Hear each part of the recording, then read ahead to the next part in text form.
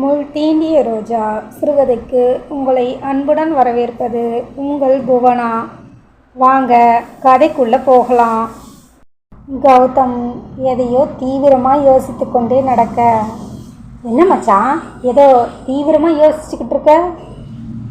நாட்டில் நல்லவங்களும் இருக்க தான் செய்கிறாங்க. ஏன்டா அப்படி சொல்கிற? நம்மளை சின்ன வயசில் வளர்த்த சதாசிவம் அப்பா, ஆசிரம நிர்வாகி, இப்போது ப்ரொஃபஸர், இந்த ஹவுஸ் ஓனர் எல்லாருமே நல்லவங்களாக தான் இருக்காங்க.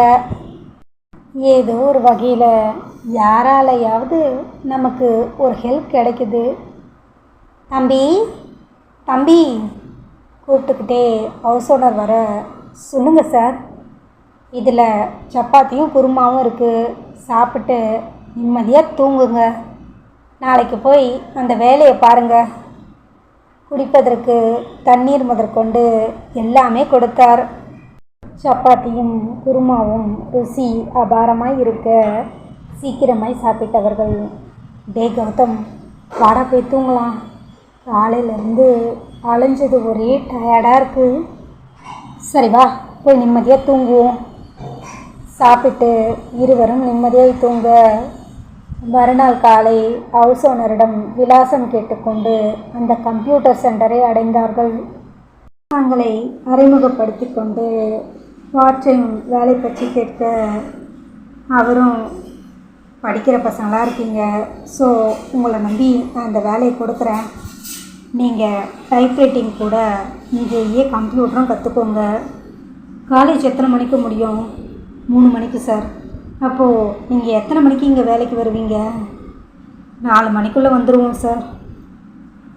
சரி 4 மணிக்கு வாங்க. காலேஜ் பக்கத்தில் தானே இருக்குது, அதனால் ஒன்றும் பிரச்சனை இல்லை. நீங்கள் வீட்டுக்கு போய் ஃப்ரெஷ் ஆகிட்டு 4 மணிக்கு வந்தால் போதும். கம்ப்யூட்டர் சென்டர் 9 மணி வரைக்கும் இருக்கும். அப்படி கணக்கு பண்ணி பார்த்தா ஒரு நாளைக்கு 5 மணி நேரம், ஒரு நாளைக்கு 50 ரூபா, ஒரு மாதத்துக்கு 1500 ரூபா கொடுப்பேன். Thank you sir. அப்படியே கம்ப்யூட்டரையும் நல்லா கற்றுக்கோங்க. வேலைக்கு எப்போ வரீங்க? இன்றைக்கே சார். அப்படின்னா ஓகே. ஷீலா வர, இவங்க தான் என்னோடய ஒய்ஃப். இவங்க தான் கம்ப்யூட்டர் சென்டரை பார்த்துக்குறாங்க. நான் ஒரு ப்ரைவேட் கம்பெனியில் ஒர்க் பண்ணுறேன். எப்பயாவது ஒரு தடவை தான் வருவேன். Good morning madam. இருவரும் வணக்கம் சொல்ல, மேடம் எல்லாம் வேண்டாம், அக்கானே கூப்பிடுங்க. பசங்களுக்கு நம்ம சென்டரை சுற்றிக்காமே, அதே மாதிரி அவங்களுக்கும் கம்ப்யூட்டர் சொல்லிக் கொடு. சரிங்க. நல்ல வீடு, கன்வீனியண்ட்டாக ஒரு வேலை, படிக்கிறதுக்கு நல்ல காலேஜ், சுற்றியும் நல்ல மனுஷங்க. உண்மையில் கௌதம் விவேக்கின் வாழ்க்கை நல்ல முறையில் சென்று கொண்டிருந்தது. டே விவேக், நாளைக்கு காலேஜ் திறக்கிறாங்க, ஒரே எக்ஸைட்டடாக இருக்குது. ஒரு விஷயம் மட்டும் செய்யணும்டா. என்ன மச்சான்? நாம் நல்லா படித்து நல்ல வேலைக்கு போனதும் இப்போது நமக்கு யார் யாரெல்லாம் ஹெல்ப் பண்ணுறாங்களோ அவங்களுக்கு எல்லாருக்குமே நம்ம நன்றியை திருப்பி செலுத்தணும்டா. கண்டிப்பாக மச்சான். அதை நீ சொல்லணுமா என்ன? மச்சான், எனக்கு ஒரு டவுட்டு. என்னடா? நானும் உன்னை மச்சான் மச்சான்னு தான் கூப்பிட்றேன், நீயும் என்ன மச்சான்னு தான் கூப்பிட்ற. உண்மையிலேயே நம்ம 2 பேரும் ப்ளட் ரிலேஷனா? எனக்கு விவரம் தெரிஞ்சு நான் உன் கூட தான் இருக்கேன், உனக்கு விவரம் தெரிஞ்சு நீயும் என் கூட தான் இருக்க. நமக்குள்ள என்னடா ரிலேஷன்? நம்ம எப்படிடா 2 பேரும் ஒன்றா சேர்ந்தோம்? உனக்கு ஏதாவது ஞாபகம் இருக்கா? இல்லைடா, எனக்கு எதுவும் ஞாபகம் இல்லை.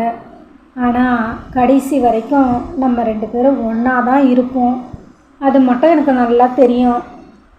இருவரும் சிரித்து கொண்டே வெளியே வந்து நிற்க, வாசலில் ஒரு ஆட்டோ வந்து நின்றது. ஆட்டோவிலிருந்து இறங்கினாள் அஞ்சலி. ஆட்டோவிற்கு பணம் கொடுத்துவிட்டு கேட்டை திறந்து கொண்டு உள்ளே வந்தவள் எதேச்சியை மாடியை பார்க்க, மாடியில் 2 ஆண்கள். யார் இவங்க? நம்ம வீட்டு மாடியில் நிற்கிறாங்க. பூஜா, பூஜா கூப்பிட்டுக்கிட்டே அஞ்சலி உள்ளே வரவும், அஞ்சலி, அம்மா அஞ்சலி வந்துட்டா பாரு. வா அஞ்சலி, எப்படி இருக்க? நான் நல்லா இருக்கேன் சித்தி, நீங்கள் எப்படி இருக்கீங்க? நல்லா இருக்கேன். ஊரில் அம்மா அப்பாலாம் எப்படி இருக்காங்க? எல்லாரும் நல்லா இருக்காங்க சித்தி. அப்பத்தா அவங்களும் நல்லா இருக்காங்க. சித்தப்பா எங்க? அவர் ஒரு வேலையாக வெளியில் போயிருக்காரு. நீ உள்ள வா. என்ன சாப்பிட்ற? காஃபியா ஜூஸா? அதெல்லாம் வேணாம் சித்தி, நான் பூஜா கூட போகிறேன். ஏய் பூஜா, யாரடி அது? யாரை கேட்குற? மேலே யாரோ 2 பசங்க நிற்கிறாங்க. ஓ அவங்களா? ஒருத்தர் பேர் விவேக், இன்னொருத்தர் பேர் கௌதம். யாருன்னு கேட்டால் பேரை சொல்கிற? நமக்கு சொந்தமாக என்ன? சேச்சே, ரெண்டுக்கு இருக்காங்க. ரெண்டுக்கா? என்ன சொல்கிற? நிஜமாக தான் அஞ்சலி. சித்தப்பா எப்படி இவங்களுக்கு 2க்கு விட்டார்? ஏன், என்னாச்சு? வீட்டில் 2 வயசு பொண்ணுங்க இருக்கும். பேச்சுலருக்கு எப்படி வீடு விடலாம்? ஏய் ஓவராக பண்ணாத. 2 பேரும் ரொம்ப நல்ல மாதிரி.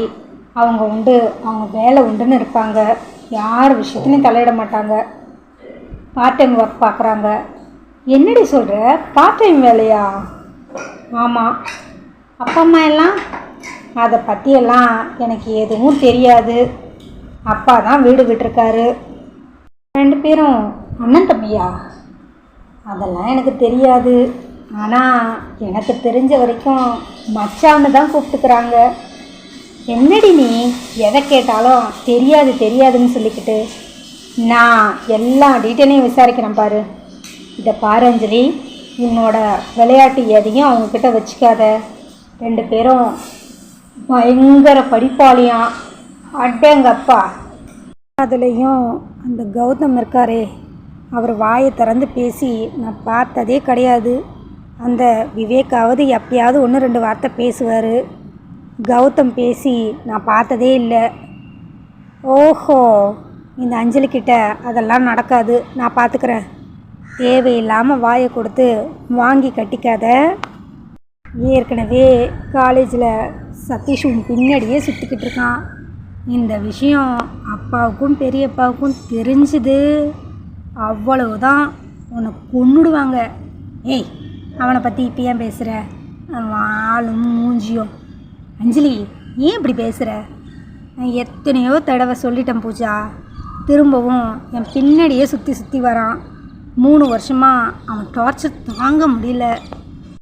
எனக்கு அவனை பிடிக்கலடி. சொன்னால் அவனுக்கு அது புரிய மாட்டேங்குது. அதோட நம்ம வீட்டிலலாம் லவ் மேரேஜ் அக்செப்ட் பண்ணிப்பாங்களா என்ன?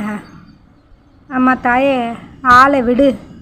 இந்த லவ்ங்கிற வார்த்தையை கேட்டாலே எங்கள் அம்மா என்னை விளக்கு மாறாலே அடிப்பாங்க. நீ ஏதாவது பண்ணிவிட்டு என்னை கோர்த்து விட்டுடாத. என்ன பூஜா, நான் அப்படியெல்லாம் செய்வேனா? செய்யாதன்னு தான் சொல்கிறேன். ஒழுங்காக வந்தியா, இருந்தியா, படிச்சியா, ஊருக்கு கிளம்பி போயிட்டே இரு.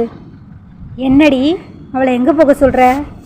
கேட்டுக்கிட்டே விசாலம் உள்ளே வர, அது இல்லைம்மா, நாளைக்கு ஃபஸ்ட் டே காலேஜில், அதனால் காலையிலே கிளம்ப சொல்கிறேன்.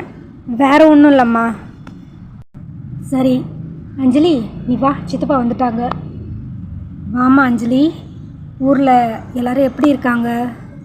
எல்லோரும் நல்லா இருக்காங்க சித்தப்பா. நாளைக்கு தானே காலேஜ் ஸ்டார்ட் பண்ணுறாங்க? ஆமாம் சித்தப்பா. நல்லா படிக்கணும். உங்களுக்கு ஏதாவது டவுட் இருந்தால் உங்கள் காலேஜில் உங்கள் கிளாஸ்லேயே படிக்கிற 2 பசங்க மாடியில் ரெண்டுக்கு இருக்காங்க, அவங்கக்கிட்ட கேட்டுக்கோங்க. சரிங்க சித்தப்பா. விசாலம், சாப்பிட ஏதாவது கொடுத்தியா? கேட்டேங்க, எதுவும் வேணான்னு சொல்லிட்டா. இதுக்கப்புறம் தான் மதியத்துக்கு சமைக்கணும். என்ன பூஜா, அவனுங்க 2 பேரும் என்ன அவ்வளோ பெரிய படிப்பாளியா? நம்மளை போய் நான் அவங்கக்கிட்ட டவுட் கேட்க சொல்கிறாங்க. சரி வா, மேலே போய் அவங்க யார் என்னன்னு பார்த்துட்டு வந்துடலாம். அம்மா தாயே, நீ ஆளை விடு. அவங்க வந்த பிறகு அம்மா என்னை மாடிக்கே போகக்கூடாதுன்னு சொல்லிட்டாங்க. நான் வரமாட்டேன். உனக்கு வேணும்னா நீ போயிட்டு வா. உங்கள் சித்தப்பாக்கிட்டேயும் சித்திக்கிட்டேயும் என்னால் அடி வாங்க முடியாது. மாடிக்கு உள்பக்கம் ஒரு படிக்கட்டும் வெளிப்பக்கம் ஒரு படிக்கட்டும் இருந்தது. ஓடி பயந்தாங்கல்லி, நான் போய் என்னன்னு பார்த்துட்டு வரேன். வேணாம் அஞ்சலி, தேவையில்லாத பிரச்சனையை எடுத்து விடாத. அம்மா போகக்கூடாதுன்னு சொல்லியிருக்காங்க, போகாத. அதெல்லாம் நான் பார்த்துக்கிறேன். அஞ்சலி படிக்கட்டில் காலை வைக்க, அஞ்சலி சொல்லுங்க சித்தி. மேலே பேச்சுலர் பசங்க 2 பேர் ரெண்ட்டுக்கு வந்திருக்காங்க. 2 பேரும் ரொம்ப நல்ல பசங்க தான். தேவையில்லாமல் நீயோ பூஜாவோ மாடிக்கு போகாதீங்க. சரிங்க சித்தி. நாளைக்கு காலையில் காலேஜ் ஸ்டார்ட் பண்ணுறாங்கல்ல, போயிட்டு தேவையானது எல்லாத்தையும் எடுத்து வைங்க. ஓகே சித்தி. அஞ்சலி போன வேகத்தில் திரும்பி வர பூஜா உள்ளிருந்து எல்லாவற்றையும் பார்த்து கொண்டு சிரித்து கொண்டு இருந்தாள். என்னடி சிரிப்பு? நான் தான் சொன்னேன்ல, சொன்னால் கேட்க மாட்டியே. இது என்ன அநியாயமாக இருக்குது? இது எங்கள் சித்தப்பா வீடு. இவங்களுக்காக நான் மாடிக்கு போகாமல் இருக்க முடியுமா? பார்த்துக்கிறேன். மறுநாள் காலை கௌதமும் விவேக்கும் கோயிலுக்கு போயிட்டு கடவுளை நல்லா வேண்டிக்கிட்டு காலேஜுக்கு கிளம்ப, காலேஜை பார்த்ததும் அவ்வளவு பிரம்மாண்டமாக இருந்தது. டேய் கௌதம், ரொம்ப பெரிய காலேஜாக இருக்கும் போல இருக்கு. நல்லா வசதியான வீட்டு பசங்க தான் படிப்பாங்கன்னு நினைக்கிறேன். யார் படித்தா நமக்கு என்னடா, நாம் படிக்க வந்திருக்கோம், அதை நம்ம பார்ப்போம். கடவுளை வேண்டிக் கொண்டு இருவரும் காலை எடுத்து உள்ளே வைக்க, மச்சான் என்று கத்திக்கொண்டே கௌதமையும் விவேக்கையும் நோக்கி மூவர் ஓடி வந்தனர். டேய், யாரா இவனுங்க?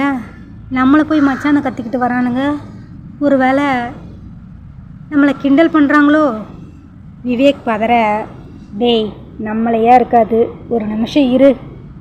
கௌதம் திரும்பி பார்க்கவும் கிட்டத்தட்ட ஒரு சினிமா ஹீரோ ரேஞ்சுக்கு விஷ்ணு உள்ளே வந்து கொண்டிருந்தான்.